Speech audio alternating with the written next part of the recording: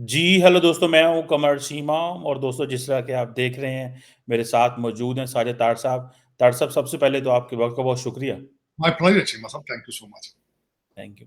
तार साहब, 2-3 important topic हैं जिन पे बात करनी है। एक तो पाकिस्तान के साबिक वज़ीर-ए-आज़म इमरान खान साहब जो हैं, वो अपने मुल्क के खिलाफ आर्टिकल लिखते रहते हैं, अपनी जुडिशरी के खिलाफ, अपनी फ़ौज के खिलाफ तनकीद ज़रूर करनी चाहिए, लेकिन बैरून मुल्क अखबारों में आर्टिकल लिखने से पाकिस्तान की अदारों के खिलाफ और जुडिशरी के खिलाफ आपको लगता है कि ये नेशनलिज्म है? और दूसरा, आपने देखा होगा आजकल भारत में एक चल रहा है कि फवाद चौधरी साहब का एक इंटरव्यू एक टीवी ने लिया, मोदी साहब ने उसके ऊपर कमेंट कर दिया, क्योंकि मोदी साहब तो कमेंट ही नहीं करते पाकिस्तान में। तो मेरा तो असेसमेंट इसमें ये थी कि ये टीवी ने बेसिकली एक ट्रैप था फवाद चौधरी के लिए। और फवाद चौधरी क्योंकि एक एंटी इंडिया हॉक भी हैं, वो बोलते भी हैं, तो उन्होंने सोचा होगा एक ऐसा बंदा पकड़ो जो थोड़ा मोदी साहब के खिलाफ बोले, और मोदी साहब ने फिर उस पर कमेंट कर दिया। मजे की बात तार साहब ये भी है कि मोदी साहब तो पाकिस्तान का नाम ही नहीं लेते थे इलेक्शनों से पहले। वो तो कहते थे मैं इग्नोर करूंगा, हम तो नाम भी नहीं लेना एक मुल्क का। तो ये क्या हुआ कि आहिस्ता आहिस्ता पाकिस्तान जो है वो इंडियन इलेक्शंस के अंदर आना शुरू हो गया। इवन के मोदी साहब ने कहा कि जो पाकिस्तानी लीडर है वो चाहते हैं जो है कांग्रेस पार्टी जीते। तार साहब, आप कैसे देखते हैं ये? एक तो हम अपने लोगों ने हमने अपने खिलाफ ही जंग शुरू की हुई है, और आपको पता है ना मोदी साहब ने कल कहा है कि अब डॉजियर नहीं हम भेजेंगे, हम घुस के मारेंगे, ये एक नया इंडिया है। बिल्कुल। चीमा साहब, इससे मैं समझता हूँ बहुत बड़ी बात है। आज बल्कि मैं ये डिस्कस करने से पहले आपको बीबीसी का आर्टिकल है उसके बारे में बात करूंगा कि उन्होंने आज कहा है कि पाकिस्तान इलेक्शनों के दौरान पाकिस्तान का नाम क्यों लिया जा रहा है बार बार, वरना उससे पहले कोई भी नाम नहीं लेता। ना सिर्फ मोदी साहब भी उसका पाकिस्तान का नाम नहीं लेते, जयशंकर साहब भी नाम नहीं लेते। लेकिन इस इससे क्या मुराद है, क्या वजह है कि आप पाकिस्तान या एंटी मुस्लिम रेटरिक के बगैर आप इलेक्शन ही नहीं जीत सकते? हालांकि आपकी जो है list of performance and your दूसरी चीजें, आप ये क्यों हो रहा है सारा कुछ? और इस आर्टिकल के हवाले से और जो आपने खुद फरमाया कि फवाद चौधरी साहब का जो इंटरव्यू है उस पर और उनके ट्वीट के, उनका ट्वीट भी बड़ा वो उसको भी वायरल किया गया, वायरल है इस वक्त, हो चुका है। बीबीसी ने अपने आर्टिकल के अंदर भी वो ट्वीट ऐड किया है और मैंने उसमें वो राहुल गांधी साहब की वीडियो सुनी है जिसमें उन्होंने कहा है कि राम मंदिर के इफ्तिताह के ऊपर आपने गरीब आदमी कोई नहीं देखा, वहां पे गरीब कोई हिंदू नहीं था, वहां सिर्फ अडानी, अंबानी, अमिताभ बच्चन और सारे चंद, उन्होंने बल्कि अपनी राहुल गांधी साहब ने इल्जाम लगाया है कि मोदी साहब सिर्फ 2 से 3% इंडियन के लिए काम करते हैं और 15-20 लोगों की उनके पास टीम है बस, और कौम को उन्होंने मिसलीड कर रखा है। दर हकीकत जो बेरोजगारी इस वक्त इंडिया के अंदर है उसको इग्नोर किया जाता है। लेकिन चीमा साहब देखें, ये तो फिर बीबीसी ने भी कहा है, Rahul Gandhi ultimately he is an opposition, उन्होंने भी बातें करनी है। लेकिन वेस्ट जो है, हमेशा मैंने कई आर्टिकल यहाँ पे पढ़े हैं कि इस वक्त इंडिया के प्रॉब्लम्स क्या है। एक इस पे कन्फेशन, रिगार्डलेस मैं बल्कि तैयारी के साथ इस पे कह सकूंगा कि ट्रिकल डाउन इकोनॉमी काम नहीं कर रही भारत के अंदर। सिर्फ बड़े शहरों के अंदर चंद बड़े लोगों के पास पैसा है, दूसरी नीचे जो इकोनॉमी काम नहीं कर रही इस वक्त। इंडियन यूथ, मैंने बल्कि कल एक आर्टिकल देखा है कि पढ़ा है मैंने कल एक आर्टिकल कि चाइना के अंदर यूथ की बेरोजगारी 20% के करीब है, लेकिन जब उस आर्टिकल में पढ़ा मैंने तो भारत का नंबर भी 17% यूथ जो थी वो भी अनएम्प्लॉयड है। ये एक इशू है इस वक्त, चाहे इसको आप इग्नोर कर दें, आप इस पे तवज्जो ना दें, आप दर हकीकत एक और भी प्रॉब्लम है यहाँ पे डिस्कस करना चाहूंगा जो कि ट्रेजिडी है डेवलपिंग कंट्रीज की, खासकर बल्कि सारी दुनिया का एक डेमोक्रेसी का एक सेटबैक है इस वक्त। एक तो मैं देखने वालों, खासकर जो मजहबी जनूनी लोग हैं, जो खासकर जो कि आंखों पे पट्टी बांध के दोनों कंट्रीज में है, ये मैं एक कंट्री की बात नहीं करूंगा बल्कि डेवलपिंग कंट्रीज जहां तालीम का फुकदान है, वहां पे मैंने आपको हमेशा बताया कि वहां रिलीजन का चूरन बड़ी खूबसूरती से बिकता है, लोग फिर बेचते हैं, कैश कराते हैं जो सियासतदान है। और उस पे मैं जो समझता हूं कि उन्होंने बगैर जमहूरियत की खूबसूरती, आप एक स्ट्रॉन्ग अपोजिशन के बगैर जमहूरियत काम नहीं करती। यही आम लोगों को पता नहीं है, लोगों को तो खैर पता ही नहीं है ना। लोग इस वक्त मजहबी कल्ट में गिरफ्तार हो चुके हैं। पाकिस्तान वाली साइड पे भी एक तो उधर वाले हमारे कई भाईजान जो हिंदू भाईजान वो समझते हैं सिर्फ नफरत वही कर सकते हैं, दूसरा उनके साथ नफरत नहीं करता। उन्हें ये नहीं पता कि जितनी आप नफरत उनके साथ करते हैं, पाकिस्तान में उस सबको डबल नफरत होगी उनके खिलाफ। ये आप समझते हैं कि शायद आप ही नफरत कर रहे हैं, वो जो जिहाद पे चढ़े हैं, आपका क्या ख्याल है, आपके लिए फूलों के हार लेकर बैठे हैं। लेकिन उसमें चीमा साहब, इस वक्त अगर देखा जाए तो पूरी दुनिया के अंदर जो इस वक्त अथॉरिटेरियनिज्म ऑन द राइज है, जब अपोजिशन वालों के अंदर नहीं होगी, उनको बोलने की इजाजत नहीं होगी, या कमजोर होगी, या बिल्कुल नहीं होगी, तो जमहूरियत काम किस तरह करेगी? वो तो फिर एक डिक्टेटरशिप बन जाएगी, और यही बन रहा है इस वक्त। मैं सिर्फ भारत की बात नहीं कर रहा हूं, अमेरिका को देख लें आप देखें, पूरी दुनिया तमाशा दे रही है। एक अपने सदर, अपना एक साबिक सदर है, उसको किस तरीके से इबरत का निशाना बनाया जा रहा है। किस तरीके से इस वक्त जो कंजर्वेटिव है, उनके IRS अकाउंट, उनके इनकम टैक्स उनके पीछे है। बल्कि मोदी साहब ने भारत के अंदर ईडी का तो खुद जिक्र किया अपने आखिरी इंटरव्यू में कि मेरे ऊपर इल्जाम है कि मैं ईडी को इस्तेमाल करता हूं।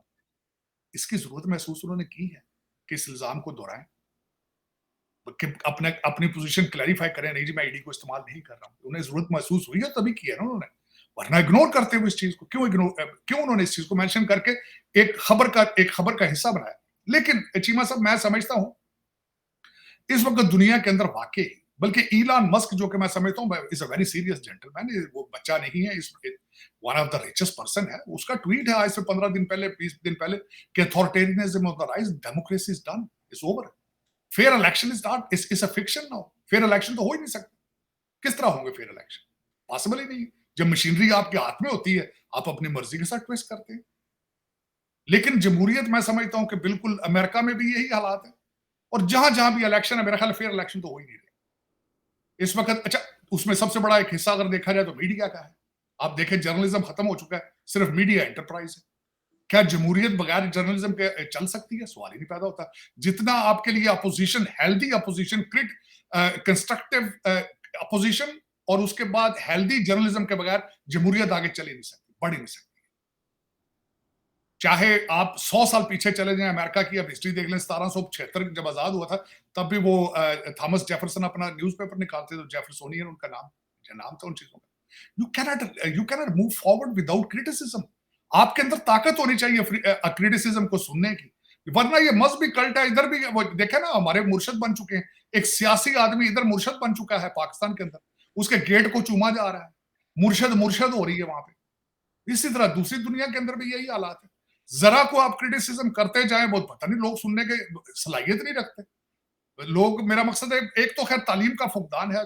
जो जो पढ़े लिखे लोग हैं वो तो समझते हैं कि how the society work, what is judiciary, what is the role of journalism, what is legislation, how the executive supposed to behave. लेकिन मेरा ख्याल में इस वक्त अथॉरिटेरियनिज्म इज ऑन राइज, और हर जगह पे जमहूरियत नीचे जा रही है, इसमें कोई शक नहीं है। ये तो बिल्कुल इसमें। लेकिन मैं हैरान हूं इस बात का कि फवाद चौधरी साहब का वो जो, चाहे वो इंटरव्यू में ट्रैप हुए हैं, चाहे उन्होंने ट्वीट किया है, लेकिन इतने हाई लेवल के ऊपर, मेरा मकसद है उसको मेंशन किया गया। The sitting prime minister of India has taken the notice of the tweet और interview of Fawad Chaudhry. That's a big achievement for Fawad Chaudhry. मैं ये समझूंगा इसका। और दूसरा, इसके ऊपर मैं दो ओपिनियन देना चाह रहा था। ये तो मैंने एक साइड की आपको बताया कि बीबीसी ने ये कहा है, मोदी साहब ने ये कहा है, कांग्रेस ने क्या कहा है इसके ऊपर, उनका भी अपना बयानिया सुनने वाले। उन्होंने बिल्कुल इसके ऊपर ये कहा है कि ये दर हकीकत नवाज शरीफ साहब के मशवरे से सारा कुछ हुआ है। ये जानबूझ के जवाब पैदा किया गया है कि जलसे में मेंशन किया जाए कि पाकिस्तान जो है, they are in love with Congress. ये कांग्रेस वाले कहते हैं this is the scheme against us. This is, they are using Fawad Chaudhry's tweet and interview just to mention, to tell their people, के look at this, the Pakistan want Congress, so don't vote for Congress. तो चले ठीक है, वो कहते हैं जैसे भी है, नाम तो आया है, नाम कहते हैं, नाम तो चाहे बदनाम से ही नाम तो है, लेकिन उसमें चीमा साहब कोई नहीं, हालात ना उधर इलेक्शन है, ना बांग्लादेश के इलेक्शन है, ना इजिप्ट के इलेक्शन है, ना अमेरिका के अंदर इलेक्शन है, ना भारत के अंदर इलेक्शन। इलेक्शन किस चीज का है? मैं तो समझता हूँ, हाँ ये मैं जरूर कहूंगा, मोदी साहब is good for India, he has done many things for India, no question about it. और दूसरा, जहां पे कोलिशन गवर्नमेंट्स बनती है वहां पे तरक्की नहीं होती, जिसका दर हकीकत मतलब यही है कि सिंसियर डिक्टेटरशिप हो तो मुल्क आगे बढ़ते हैं। जिस तरह चाइना मॉडल है, देखे ना, चाइना मॉडल की तरक्की का सीक्रेट ये है। कि वहां पे अपोजिशन ही कोई नहीं, जो अपोजिशन करता उठा के ले जाते हैं उसको। इस वक्त देखें ना, 2-4 चीजें हैं अपना। राहुल गांधी साहब इलेक्शन लड़ रहे हैं बरेली से और अमेठी से, प्रियंका गांधी, और अपने बेचारे अपनी सीटें भी लड़ने के काबिल नहीं है, जो हालात वहां पे चल रहे हैं। मैं ज्यादातर बातें तो नहीं करना चाहता कि इस वक्त ईडी क्या कर रही है भारत के अंदर, इस तरीके से क्या हो रहा है, लेकिन दे आर मैनी थिंग, हर जगह पे दुनिया में ऐसे हो रहा है, सिर्फ भारत के अंदर ही नहीं हो रहा है। अगर इस वक्त देखा जाए, जमहूरियत डन, इस ओवर, गेम खत्म। उसकी वजह यह है कि इसको रिफॉर्म हमने नहीं किया, हमने तवज्जो इस पे नहीं दी फिर, और दूसरा सोशल मीडिया ने इसके ऊपर एक जलती पे तेल का काम किया है। वो आपको ओपिनियन बनाता है, आपके टीवी चैनल जो है वो सारे करप्ट लोग इनके मालिक हैं टीवी चैनल्स के, वो आपके वोटर्स के माइंड बनाते हैं। दूसरा पैसा चलता है, लोग फिर पैसे को देखते हैं। और लेकिन जमहूरियत is the game is over दुनिया में कहीं भी, चाहे अमेरिका, यहां से देखे ना, जहां 1776 से गेम चल रही थी जमहूरियत की, अब यहाँ पे खत्म है। तो भारत में तो खैर कहीं जाके आई से 75 ईयर्स पहले। दरअसल एक सवाल है ना, बहुत सारे लोग आजकल इंडिया पे क्रिटिसिज्म कर रहे हैं, करें क्रिटिसिज्म। क्वेश्चन ये है कि अगर इंडिया के अंदर डेमोक्रेसी एक बेंचमार्क है, और वो बेंचमार्क जो है, लोग कहते हैं कि इसी बेंचमार्क के तहत हम इस शख्स को वजीर आजम बनाना चाहते हैं, तो किसी को क्या एतराज है? अगर मैं आजकल ये सवाल कर रहा हूं जिन लोगों को, मैं देखिए, नरेंद्र मोदी वजीर आजम है, भारत के चोजन प्राइम मिनिस्टर, लोगों ने इलेक्ट किया उनको। वो हिंदू रियासत बनाए, वो क्रिश्चियन रियासत बनाए, वो जोन सी भी रियासत बनाए, बेंचमार्क है आपके लिए वोटिंग प्रोसेस, आपका इलेक्शनरिंग सिस्टम, उस प्रोसेस के जरिए वो आते हैं। तो फिर डेमोक्रेसी नीचे चले जाए, डेमोक्रेसी ऊपर आ जाए, ये इससे को फर्क पड़ता है ताड़ साहब? जब लोग कहते हैं हमें यही बंदा पसंद है, बेशक वो जैसी भी जमहूरियत लेके आ रहा है। मैं चीमा साहब, अगर इसका मॉडल देखा जाए, दुनिया की जमहूरियत जहां से शुरू हुई है, जमहूरियत जिन्होंने बनाई है, जिन्होंने जमहूरियत शुरू की, उन्होंने बड़ा जोर लगा के जमहूरियत में से मजहब को निकाला था, स्टेट में से उन्होंने मजहब को निकाला था, बड़ा जोर लगा के। और मुल्क तरक्की भी तब करते हैं जब जमहूरियत मजहब से निकल के खुद इंडिपेंडेंट काम करे, अपनी परफॉर्मेंस बेस्ड काम करे।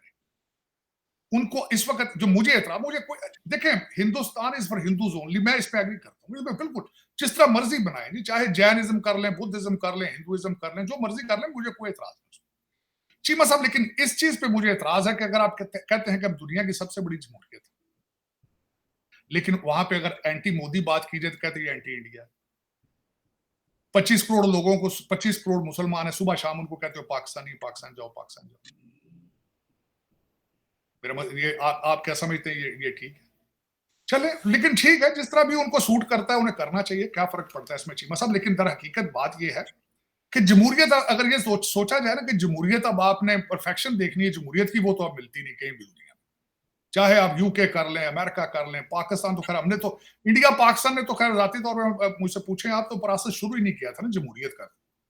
जमहूरियत का प्रोसेस किस तरह शुरू करना था? जब मजहब की बेस पे आपने इलेक्शन लड़ना हो, कि फतवों की बेस पे इलेक्शन लड़ना हो, तो लेकिन और क्रिटिसिज्म सुनने की सलाहियत ही ना हो किसी के पास भी। आप इस वक्त पाकिस्तान में पीटीआई के खिलाफ बात करें, वो ट्रोलिंग शुरू कर देते हैं आपके, वो आपकी माँ बहन एक कर देते हैं। और दूसरी साइड पे आप देख लें, उधर आप मोदी साहब के खिलाफ बात करें, वो कहते हैं you are not Indian. 25 crore लोगों को सुबह शाम कहते हैं अपने सिटीजन, बताओ तुम किधर के रहने वाले हो, तुम पाकिस्तानी हो, चलो get the hell out of. वो 76 साल हो गए उनको वहां रहते हुए, उनके पैदा वहां के लोग हुए हैं। या तो उनको वाकई डिपोर्ट कर दो ना वहां से, वैसे बात ठीक है। अगले दिन कई लोग बात करते रहते हैं कि आइदर दे हैव टू, घर वापसी मूवमेंट, या ये कन्वर्ट हो जाए या इनको निकाल दें। देखिए चले, उनकी मर्जी, जिस तरह भी करें, उनका अपना मुल्क है, इसमें हमारा लेना देना उसमें क्या है। लेकिन चीमा साहब, मैं वैसे स्टूडेंट ऑफ पॉलिटिकल साइंस, जिन मुमालिक के जहां भी रिलीजन सर चढ़ के बोला है, तरक्की नहीं वहां पे, और तरक्की नहीं होती। मैं बता रहा हूं, आप सर चढ़ के, आप मुझे ये बताया, मैं हमेशा एक लफ्ज इस्तेमाल करता हूं, तालिबानी माइंडसेट। तालिबानी माइंडसेट के लिए जरूरी नहीं कि आप मुसलमान तालिबानी माइंडसेट हो। यहां पे जो आपके फार राइट के लोग हैं, एवेंजलिस्ट, मैं उनको भी तालिबानी कहता हूं। हिंदू जो सुबह शाम ये कहते हैं घर वापसी करें, घर वापसी, वो भी तालिबानी माइंडसेट है, जिनके अंदर पैशन ही नहीं है। पहले इंसान बनने की कोशिश करो यार, अगर इंसान नहीं तो अच्छे हिंदू, अच्छे मुसलमान, अच्छे क्रिश्चियन किस तरह बन सकोगे भाई? बल्कि मैं समझता हूं कि ज़हनी बीमारी है ये कहना कि मेरा मजहब सच्चा है, दूसरे सारे झूठे हैं। ये ज़हनी बीमारी है, उस बंदे को इलाज कराना चाहिए जाके कहीं से। अगर आपने ये प्रीच करना है 21st सेंचुरी में खासकर। मैं सबसे पहले को बात इस दौर में ये करता है ना कि मेरा मजहब सच्चा है, दूसरे सब झूठे हैं, सबसे पहले मेरे ज़हन में ये जाता है बंदा पढ़ा लिखा नहीं, इसके माँ-बाप ने इसकी ट्रेनिंग कोई नहीं की, इसकी औकात कोई नहीं। क्यों 21st सेंचुरी में यार this is what the criteria is कि तुम पूछ रहे हो कि ये तुम्हारा मजहब क्या है और मजहब ने किया आज तक क्या है? ऑर्गेनाइज रिलीजन ने दुनिया में कुछ दिया आज तक? इच्छाई का बता दो, काउंट करो मुझे मेरे सामने बैठ के, मुझे बताओ कि द फलां रिलीजन ने देखो जी दुनिया में ये अच्छाई कर दी। मैं आजकल बुद्धिज्म को पढ़ रहा हूँ, मुझे मुझे पसंद है बुद्ध की चीजें, लेकिन ये कि issues there are issues in every religion to begin with, there is no perfection. Perfection तो एक बात करना भी गलत है, मैं समझता हूँ कि ये प्रीच करना कि नहीं जी परफेक्शन है सारा। और दूसरा ये कि खासकर चीमा साहब कार्ल मार्क्स देखें कब का उसने कब उसने ये स्टेटमेंट दी थी कि this is opium for the people, religion is an opium. तो देखें ना ओपीएम किस तरह चढ़, थर्ड वर्ल्ड कंट्री में तो खासकर चिमा साहब मैं मजे की बात बताता हूँ 21st सेंचुरी में कल सीएनएन का एक बंदा हेटी के अंदर गया, हेटी के अंदर, और उसने वहां पे एक एफबीआई वांटेड गैंगस्टर है उसका इंटरव्यू किया है कैपिटल से 45 मिनट दूर ड्राइव करके जाके। चीमा साहब मैं हैरान हो गया हूं कि उसके उसमें क्वेश्चन उसने किया, उसने कहा डू यू प्रैक्टिस वुडुइज्म? उसने कहा यस। उसने कहा do you feel you are protected by the voodooism? उसने कहा yes, I am protected by voodooism in 21st century. तो ये वुडुइज्म के मरीज हैं जिनको भी एक्सट्रीम। अच्छा चीमा साहब मुझे ये बताएं, चलें ठीक है, ये यहाँ पे जो उधर गाजा में हो रहा है सारा कुछ, हम दुनिया में देखें सीरिया में जो हो रहा है सारा कुछ, इंसानियत तड़प रही, मर रही है, मार रहे हैं इसी एक्सट्रीमिज्म ऑफ आइडियोलॉजी पे, आपके फैनेटिकिज्म के बेस पे। मैं तो इस चीज के हक में ही नहीं कि किसी चीज की एक्सट्रीम हो। किसी ने कहा था आप पानी ज्यादा पी लें, वो भी आपके लिए सेहत के लिए ठीक नहीं, लेकिन चले, लेकिन उसमें चीमा साहब बात हम डिरेल होगी सारी भारत के इलेक्शनों पे। इस वक्त अगर देखा जाए तो कई चीजें इसमें हो रही हैं जिसमें साहब, बल्कि भारत के हवाले से मैं अगली और बात भी आपसे करना चाह रहा था कि आज पेंटागन ने एक नया स्क्वाड बना दिया। पहले क्वाड स्क्वाड पता नहीं क्या क्या बना रहे थे, आज एक नया बना दिया है क्योंकि वो चाइना वाले मुसलसल फिलीपीन के शिप्स के ऊपर पानी फेंक रहे हैं, फवारे मार रहे हैं, उनके ऊपर नुकसान कर रहे हैं। तो उन्होंने एक नया स्क्वाड बना दिया है कि हमने अब दोबारा सब ने इकट्ठे होके तो साउथ चाइना सी को किस तरह प्रोटेक्ट करना है।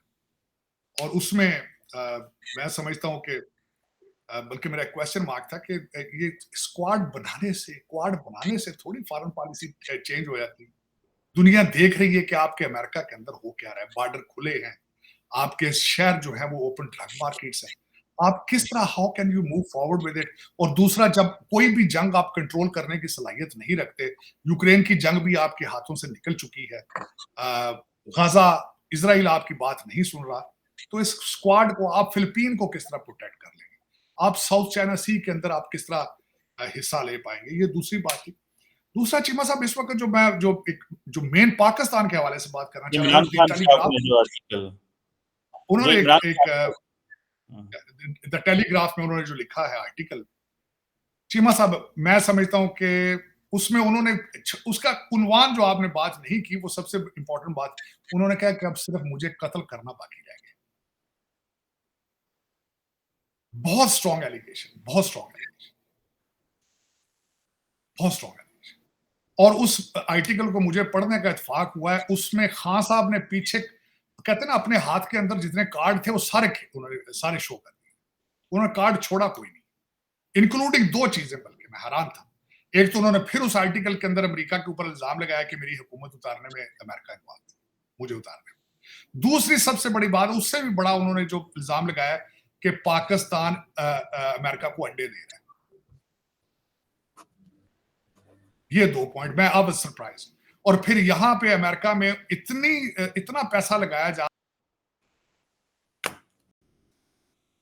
तार साहब का जो कनेक्शन है वो लूज कर गए हैं, वो ज्वाइन करते हैं। बात कर रहे थे इमरान खान साहब की, जो आर्टिकल लिखा उन्होंने। तार साहब आ गए हैं, एक सेकेंड है।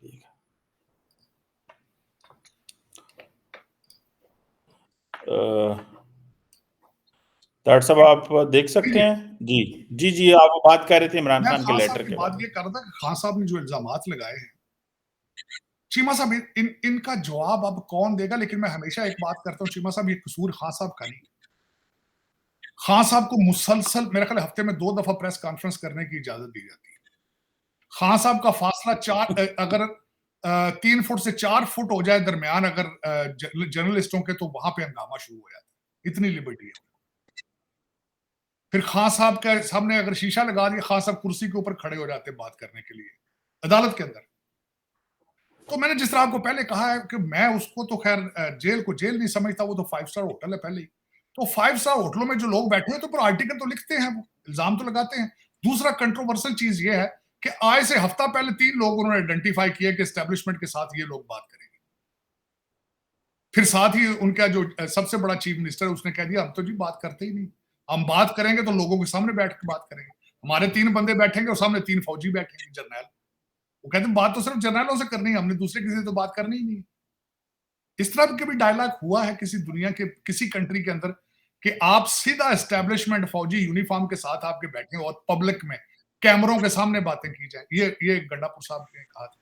लेकिन चीमा साहब किसी का कसूर नहीं है, कसूर सिर्फ इसका है जो पाकिस्तान चला रहे हैं। इस तरह कंट्रीज चलते नहीं है जिस तरह चला रहे हैं। और अब तो फिर वो नाम ले लेके आपको आपके लंदन में जो टेलीग्राफ है बड़ी जगह जाता है, दुनिया ने पढ़ा सारा। आज नाम ले लेके उन्होंने आज इल्जाम लगाया, वो फलां ये कर रहा है, फलां ये कर रहा है, अमेरिका ये कर रहा है। मैं एज एन अमेरिकन, मेरे लिए जरा थोड़ा सा ये बड़ा मुश्किल था कि तो उन्होंने आज फिर इस बात का इरादा किया है कि मेरी हुकूमत अमेरिका ने गिराई।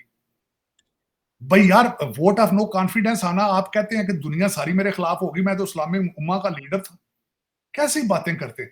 कंट्रीज के अंदर यार वोट ऑफ नो कॉन्फिडेंस हर साल में 2-2 दफा आते रहते हैं। वजीर आजम साल में 3-3 दफा चेंज होते रहते हैं। तो आप कहते नहीं जी मेरे खिलाफ इतनी बड़ी साजिश दुनिया की वाहिद सुपर पावर है उसने कर दी। और साथ उनके फैसिलिटेटर कौन थे? बाजवा साहब। आज उन्होंने इतना बड़ा जो लेटर लिखा है, मैं समझता हूं कि एक भूचाल है इस वक्त आया हुआ है। लोग सारी दुनिया पढ़ रही है उसको कि what is going on in Pakistan, what is our direction, हम कहां जाएंगे आगे। कोई समझ से बात। गंडापुर साहब सुबह शाम इस वक्त ये कह रहे हैं कि हम इस्लामाबाद पे कब्जा करेंगे, हम ये कर देंगे, हम उधर ईंट से ईंट बजा देगी, हम ये कर देंगे, सुबह शाम। लेकिन चीमा साहब इस तरह देखा जाए तो मेरा ख्याल है कि पाकिस्तान इस वक्त सीरियस क्राइसिस है, आपके पॉलिटिकल और इकोनॉमिकल क्राइसिस, जिसका हल कोई कहीं से आता नजर नहीं आ रहा। बिल्कुल इस वक्त अगर देखा जाए तो यू नीड सीरियस रिफॉर्म्स आज, बल्कि जो आपके इश्यूज आ रहे हैं, बल्कि जो आईएमएफ की डिमांड थी पीआईए और स्टील मिल को आप प्राइवेटाइज करें, उसके अंदर भी कई डिफिकल्टीज आ रही हैं। सुना है इस वक्त पहले सऊदी अरेबिया या मेरे ख्याल 2 ममालिक थे सिर्फ, पाँच हजार डॉलर के टेंडर पे 2 कंट्रीज ने सिर्फ टेंडर दिए थे, किसी ने इंटरेस्ट ही नहीं लिया। अब तीसरी पार्टी है, हबीब साहब है, और आपके जेरी वाले जो है वो इंटरेस्ट ले रहे हैं इस वक्त।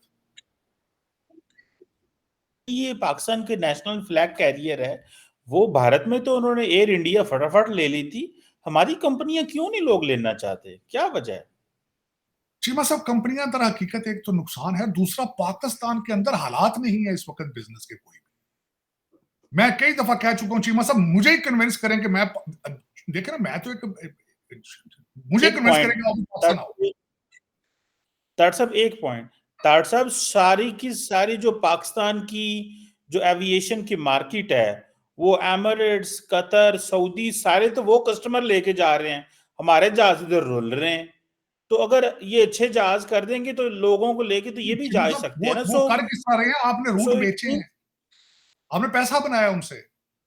और इस वक्त आपको सबसे बड़ी बात है, पीएस पार्टी पीआईए को प्राइवेटाइज करने के खिलाफ है, क्योंकि सबसे ज्यादा सियासी भर्तियां पीआईए में उन्होंने की है।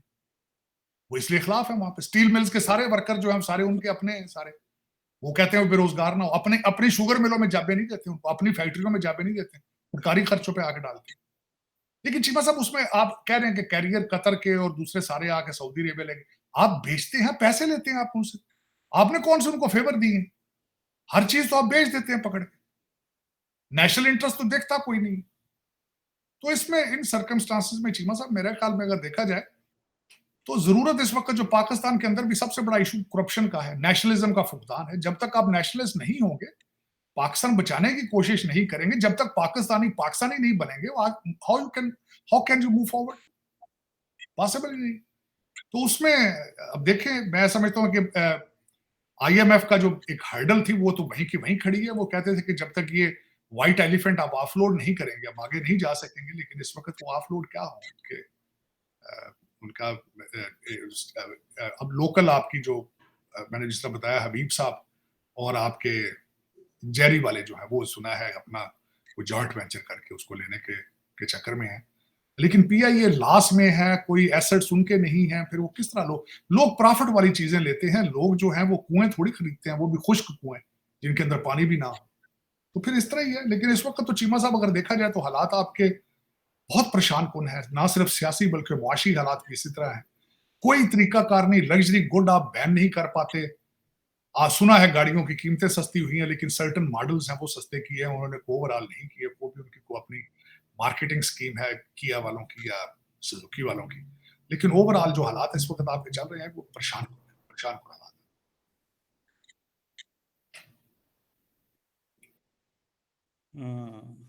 डॉक्टर साहब बात तो सही है, हालात तो परेशान को नहीं है। कोई रास्ता अभी नजर नहीं आ रहा। इन्वेस्टमेंट सुना है कि सऊदी अरब से जो आएगी उसको भी अभी कोई पक्का पता नहीं है वो कब आएगी। डॉक्टर साहब आज वो चांद पे चीमा पेलोड भेज दिया पाकिस्तान ने। कई लोग समझ रहे हैं चांद पे चले गए हैं, पर कई लोगों को बाद में बताया गया कि नहीं, एक पेलोड है जो हमें चाइनीज ने कहा कि आप लेके जा सकते हैं। खलाई वो खर्चा सारा उन्होंने किया, हमने एक वो छोटी चीमा सी साहब मुझे डिवाइस मुबारकें लोग बनाई दे है रहे 6 किलो की।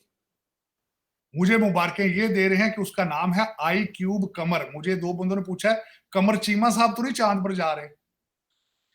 और मैं क्या नहीं, आई क्यूब ते ना, आई नहीं, क्यूब कमर उसका नाम है। चीमा साहब कहीं नहीं जा रहे, इधर ही हैं। लेकिन कमर का बस चांद पे जा रहे हैं। आई क्यूब कमर चांद को कहा जाता है, लेकिन आई क्यूब का मतलब कवर तो is an I Arabic cube जो वर्ड है है वो जी। छोटे सैटेलाइट का टेक्निकल नाम अ, है। 7 किलोग्राम का डब्बा दिया है, बस जा रही थी चांद पर। तो क्या 7 अ, किलो साडा डब्बा भी लाए? चीमा साहब दर हकीकत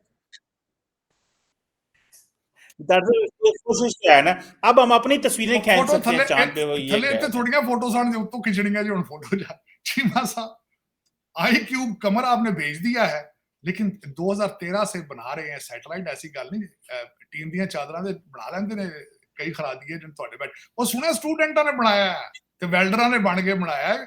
ਇਹਦੇ ਕੋਈ साइंटिस्ट इतना जोर नहीं लगा। लेकिन एक बस जा रही थी, उसमें कुछ खाली थी जगह, चाइनीज बस जा रही थी तो उसके पीछे कुछ 2 सीटें खाली थी। तो असा क्या साडा 7 किलो का डब्बा भी लै जाओ यार, ते छड़ देना जाके, हो सकता पहुंच जाए, असं भी जश्न मना लिए। तो चीमा साहब वो बड़ी खुशी की मुबारकें हो सर आपको। आई क्यूब कमर जा रहा है, लेकिन लोगों को प्लीज क्लैरिफाई करें कि I am still here on the earth. मैं चांद पे नहीं जा रहा। मुझे 2-3 लोगों ने पूछा, उन्होंने कहा चीमा साहब चंद ते चले, मैं कहा नहीं इत्थे कोई ऐसी बड़ी गल नहीं।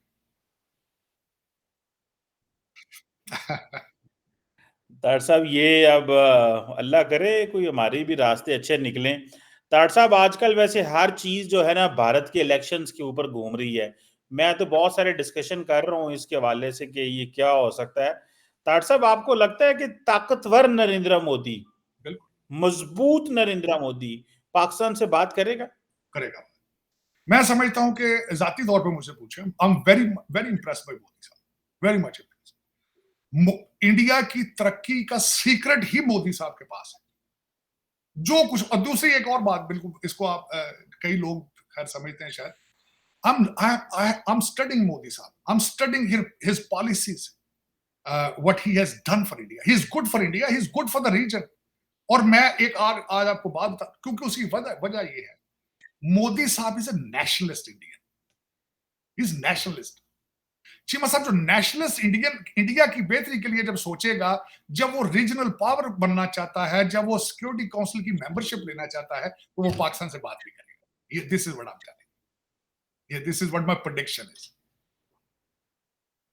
और ट्रेड भी पाकिस्तान से शुरू होगा, ये भी मैं बता रहा हूं। आज हो जाए, साल बाद हो जाए, लेकिन ये जरूरत ना सिर्फ पाकिस्तान की है, एक ये जरूरत ऑप्टिक्स इंडिया की, इंडिया को भी चाहिए to become the leader of the region, to achieve their global targets and goals. ये मैं बता रहा हूँ। एक पॉइंट इसमें ऐड कर दूं आपके लिए, ज्यादा वो एक होगा। बहुत सारे लोगों का कहना यह है, इंडिया के अंदर लोगों का कहना यह है कि नरेंद्र मोदी को शौक है लेगेसी छोड़ने का। तो मे बी इन 5 सालों में वो कोई ऐसी पाकिस्तान और इंडिया के दरमियान लेगेसी छोड़ दें which will always be remembered. इस पॉइंट को भी तार दूसरा साहब इग्नोर नहीं करना चाहिए। मैं जो खूबियां मोदी साहब की, he is a leader, no question about it, is a leader. देखिए, लोग क्रिटिसाइज कर लें उनको, चाहे मुसलमान दंगों पे कर लें, कत्लेआम पे कर लें, लेकिन he is a leader, no question about it. मैं समझता हूं कि मोदी साहब का पाकिस्तान आना, नवाज शरीफ के घर में जाना, उन्होंने बहुत बड़ा कैपिटलिस्ट अपना कैपिटल जो दाव पे लगा कर आए थे, पॉलिटिकल कैपिटल। और ओनली लीडर्स, जो स्ट्रॉन्ग लीडर होते हैं, वो ही इस तरह के काम कर सकते हैं। जो कमजोर लीडर होते हैं वो इस तरह के हौसला नहीं होता, वो इस तरह के फैसले नहीं कर पाते। मैं आपको बता रहा हूं कि मोदी साहब ही पाकिस्तान के साथ रिलेशनशिप ठीक करके जाएंगे। ये बात मैं आपकी एग्री करूंगा, मोदी साहब। और देखें चीमा साहब, एक और आप कहते हैं लेगेसी, जो भी स्ट्रॉन्ग लीडर होता है, सेंसिबल लीडर होता है, जो अच्छा लीडर होता है, हर एक लीडर को अपनी लेगेसी का फिक्र होता है कि लोग मेरे जाने के बाद मुझे किस तरह याद करेंगे, इसमें कोई शक नहीं। और मैं ये बिल्कुल, आपने सही आइडेंटिफाई किया है कि this will be the part of the legacy of India. और मैं बल्कि इसमें डॉक्टर जयशंकर साहब भी जो हैं, वो भी ये कोशिश करेंगे, और जो भी नेशनलिस्ट इंडियन होगा और जो रीजनल पावर बनने की ख्वाहिश रखता है, वो पाकिस्तान के साथ डायलॉग करेगा। This is what my own assessment and my prediction होती हैं। भारत के इलेक्शन इस वक्त पूरी दुनिया के अंदर, ये जो महीना है सिर्फ इंडिया के इलेक्शंस के ऊपर बात हो रही है। और देखते हैं उसमें क्या नतीजा निकलता है पाकिस्तान के लिए, इंडिया के लिए। लेकिन जो भी हो, हमारे खित्ते के लिए अच्छा हो और खित्ता जुड़े, कनेक्ट करे। और ये इस खित्ते को जोड़ने की जो कुंजी है तारड़ साहब, वो डेफिनेटली नरेंद्र मोदी के पास और किसी के पास नहीं। ना पाकिस्तानी वजीर आजम कर सकता है, ना नेपाल का कर सकता है, ना चीन का कर सकता है, कोई नहीं। ये सिर्फ नरेंद्र मोदी चाह कर सकता है। अगर वो चाहे तो ये खिता जो है वो यूरोप की तरह भी बन सकता है, अगर इफ ही वांट्स इट। तो देखते हैं क्या निकलता है इससे। Thank you very much Sajid Tarar साहब। Sir, it's always pleasure talking to you sir. आपके वक्त को बहुत शुक्रिया, बड़ी मेहरबानी सर।